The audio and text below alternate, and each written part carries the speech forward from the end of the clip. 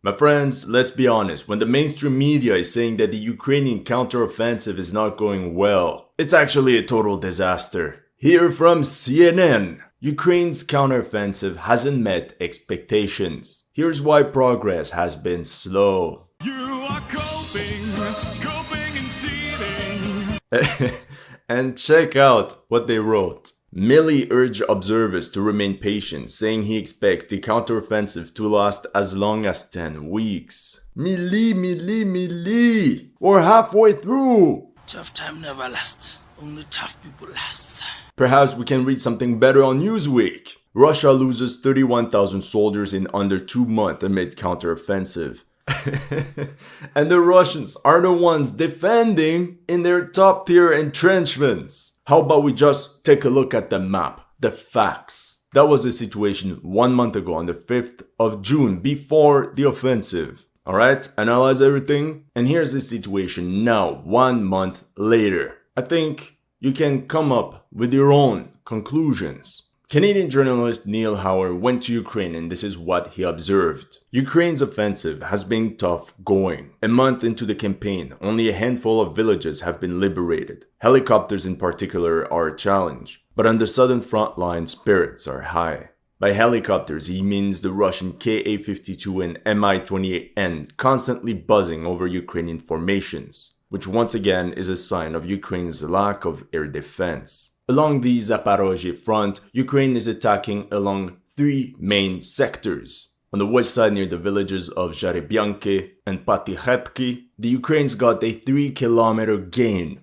and 2 villages. At this moment, the Ukrainian attacks are breaking their teeth along this set of fortifications north of Zharebyanki. And these are just outposts, not even the main line of defense. It was reported that ambushed Russian Kornet anti-tank missiles are causing a great deal of damage on Ukrainian vehicles going back and forth between the front line and the rear. Then we have the infamous Mala Tokmachka and Robotine axis with the Bradley/Leopard 2 parking lot that went viral, plus 3 kilometers there as well. And they're just about to reach the first Russian line of defense centered on Robotine. Just the tip though. Just the tip. And lastly, we have the Vremyevsky salient, where Ukraine has had the most success as of now with a 6-kilometer push.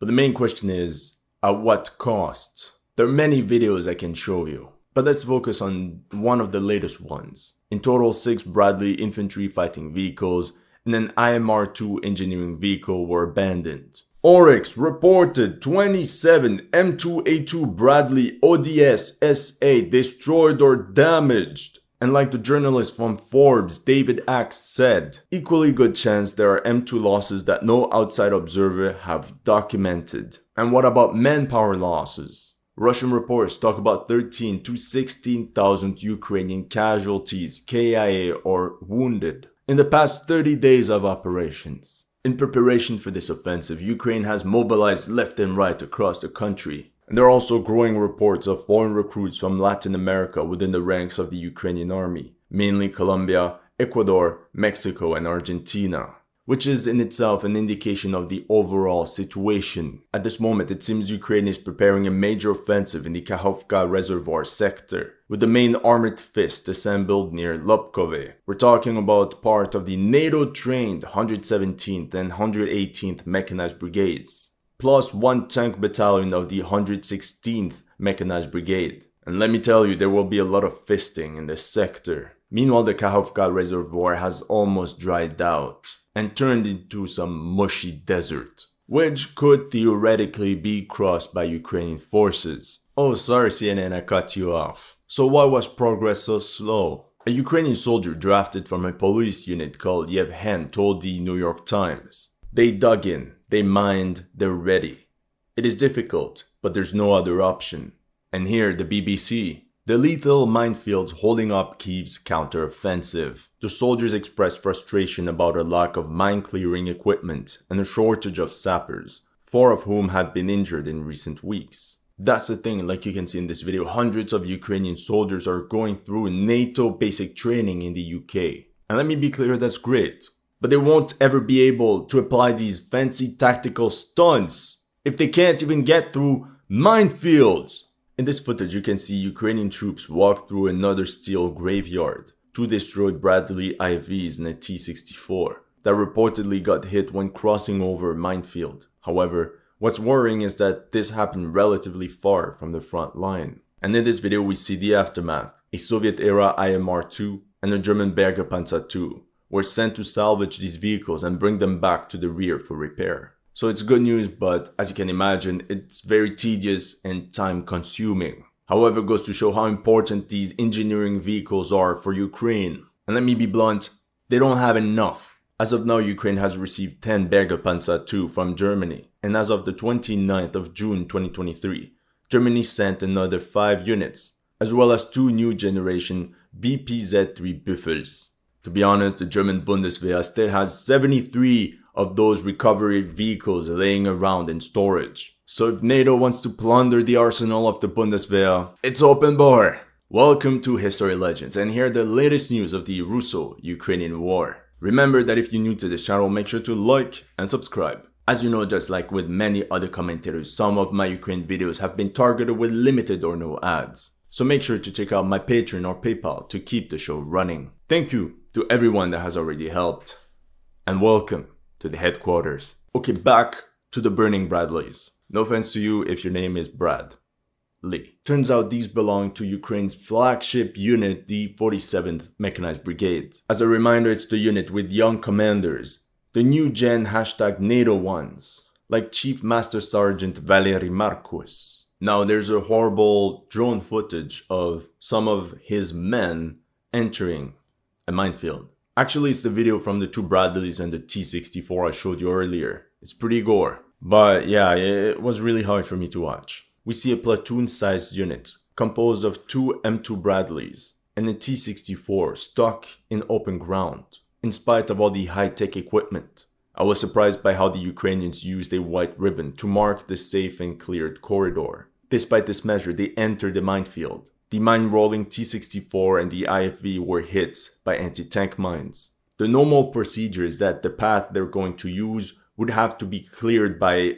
explosives, like the M58 Mike from the US Army. And then mine-sweeping tanks can roll over whatever mines are left. Now, there are a lot of theories as to what happened, but since this event took place relatively far from the front line, it's most likely the result of Russians using remote mining systems. Now, the tragedy is that this column was ambushed. After one of the Bradleys hit an anti-tank mine, all the Ukrainian infantry inside both IFVs got out and stepped right into an anti-personnel minefield. There's one guy that's wounded, his comrade inside the IFV quickly jumps to provide first aid help and himself gets hit by a mine. Another tried to get some supplies from the Bradleys and gets hit too. Judging by the video, of the 13 soldiers, 10 were seriously injured in this episode, of which at least 3 lost limbs. Although no one seems to have been KIA, we still have 10 casualties and 3 irrecoverable losses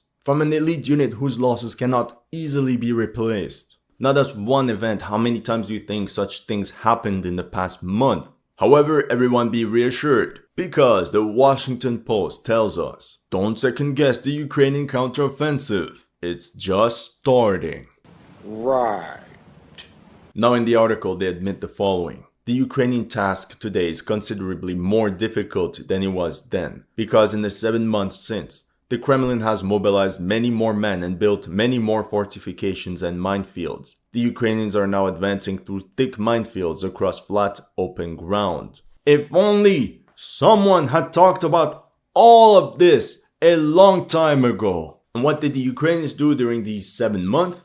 They sent all their best troops to be mowed down in Bakhmut. And here from French newspaper Le Monde. At the end of the day, Russians are learning how to wage war, said Corporal K of the 116th Mechanized Brigade. Because of all this, the Ukrainians changed tactics. Instead of large armored assaults, they have no other choice but to resort to small infantry infiltrations. Reports mention assaults by platoon-sized units, so roughly 30 to 40 men, sometimes supported by a handful of armored vehicles like 1 tank and 2 IFVs. However, like we've seen with the footage of the Bradleys, even this can become problematic. So on the west side of the front line near Piatychatki, the 128th Mountain Brigade did the bulk of the attacks, this time only with infantry. On the 4th of July at 8 a.m., an assault group of 30 men encountered mines and artillery fire, like what they're doing against this Ukrainian squad in this trench. And then artillery tries to intervene as quickly as possible before the enemy infantry relocates. At 8:30, the second wave, another group of 20, they pushed 1 kilometer from Lobkove. They were detected by artillery and only 6 made it to Piatychatki. At 9 a.m., the third assault group, 50 soldiers, they advanced from the east for flanking maneuver, and once again were stopped by various Russian firepower. That's an entire company gone in one morning! Actually, within an hour! At this rate, by the end of the summer, the 128th Mountain Brigade will be spent. And we have to take into account that those are only the casualties during the actual assault, without taking into consideration Russian bombardments of areas of concentration or the constant stream of small Ukrainian DRGs, composed of 8 to 10 men trying to infiltrate Russian lines. And as you can imagine, in such situations, it's very hard to medevac wounded soldiers. It's pretty sadistic, but it happens quite a lot that one vehicle will come in to pick up some wounded soldiers and they get hit on the way back. However, what the Ukrainians are doing is not senseless. It's because they have no other choice. Now there's also a tactical advantage of penetrating through the bush, through the tree lines. It provides camouflage for both manpower and equipment. For drone operators, it's much easier to detect armored formations with big, bulky vehicles like this Dutch YPR, compared to small groups of ants quickly advancing from one bush to another, which can provide at least some cover for the infantry, and these areas are less likely to be mined. One Ukrainian soldier called Excalibur told CBC the best approach is to bypass the frontal defenses and hit them from the side. Sometimes requires some acrobatics, but I concur. That's what we do, reconnaissance by force. We go in, make contact, then if they're entrenched, we pull back and try another spot.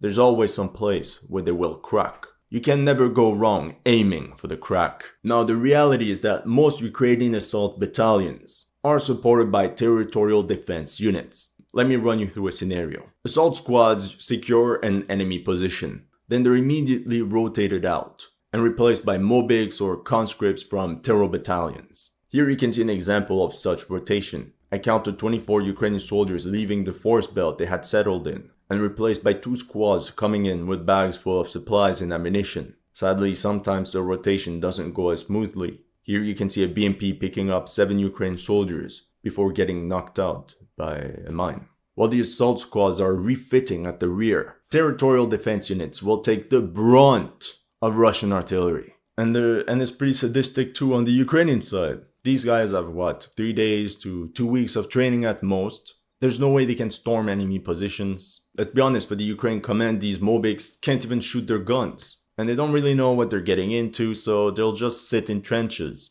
in order to occupy the position, while new assault squads push on forward to continue the offensive. As you can imagine, such brute force tactics also increase tensions within the ranks of the Ukrainian army. Here you can see a group of soldiers belonging to the 33rd Mechanized Brigade refusing to perform combat missions as they're arguing with their commander. Now, if such an infantry group gets detected, there are really only 2 options. Get spanked or get spanked while running away, especially considering the quick reaction time of enemy mortars. Once they zeroed you in, they can release a huge load on your position. Now, the next video I'll show you, I had to censor most of it, but you can see how this squad stayed in this set of trenches.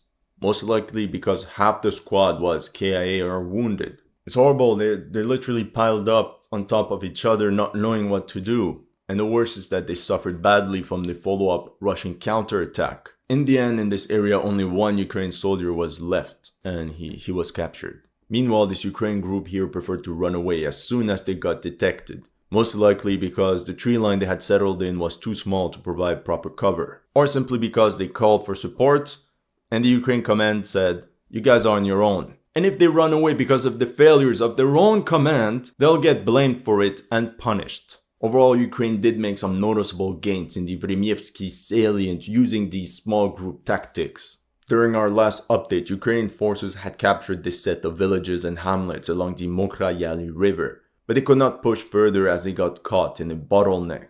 By June 24th, they pushed west to capture this set of hills overlooking the villages and the river, and thus breaking the deadlock. This was an important breakthrough because 2 days later, on the 26th of June, 3 companies of the 35th Marine Brigade, supported by units of the 128th Territorial Defense, continued the assault. And we can see how they attacked along this one specific tree line. Like a wave, one platoon was sent in, the moment it got washed away, another platoon replaces it, pushes a little bit further, rinse and repeat. 3 companies were involved. That's roughly 12 platoons. So you can imagine the intensity of the battle. As an example, these 2 Ukrainian soldiers were captured and claimed that they were part of a reserve unit of the 35th Marine Brigade. Out of the 120 men of the reserve unit, 28 remained in the ranks at the time of their capture. So you can imagine the battle attrition of such attacks. Of course, like any information, especially coming from POWs, take it with a pinch of salt. And what's frustrating for the Ukrainians is that the Russian forces rarely stand their ground and fight to the death for these outposts. More often than not, they simply run away before contact. The Russians are also very sneaky because the defending unit retreats and spreads out in 4 different directions and then they vanish.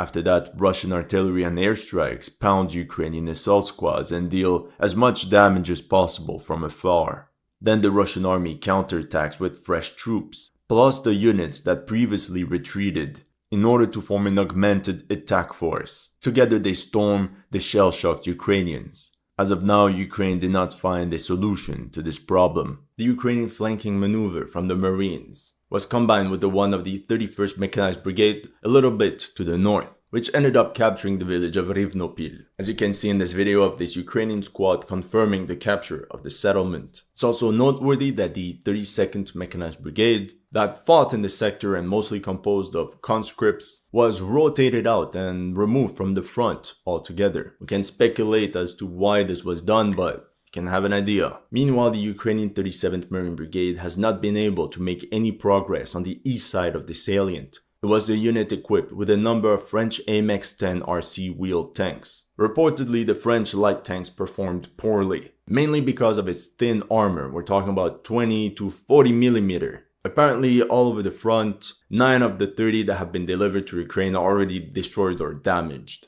One 34-year-old battalion commander of the 37th Marine Brigade told France 24, there was artillery shelling and a 152mm shell exploded near the vehicle. The fragments pierced the armor and the ammunition set detonated. The crew of 4 inside were all KIA. Essentially, the battalion commander said that the AMX-10 cannot be used for offensive operations, which could explain why the 37th Marine Brigade has not taken a huge role lately. However, since then in the Vremivsky salient, Ukraine went through a huge rotation of forces which restored its combat capabilities. Now that the Ukrainians have straightened the front line, they are attempting to flank the village of Staromayorsky from the west, while putting pressure on Priutny from the north. On July 2nd, satellite imagery shows how the Ukrainians are pushing along these 3 tree lines to get a foothold inside the village. You probably notice it's always the same tactics. At the same time, on July 3rd, the Russians reported the involvement of artillery units of the 72nd Brigade in the Vremivsky salient, which is abnormal considering it was assigned to the Vuhledar sector. Once again, we can speculate as to why this was done. The most straightforward answer could be that Ukraine has lost a significant amount of artillery pieces, and that they needed rapid replacements in order to carry on the offensive. Here you can see drone footage of the supposed destruction of 4 Ukrainian self-propelled howitzers, 1 British AS-90, 1 American M109 Paladin, and 2 Polish AHS Krab. With that being said, if the assault on the Zaporozhye front for Ukraine has not met expectations, Ukraine is making significant gains south of Bakhmut. But that's for another video. That's all I have for you today. Let me know in the comment section what you thought of my analysis. If you're new to this channel, make sure to like and subscribe. And if you want to support my work, make sure to check out my Patreon or PayPal. The links are in the description below.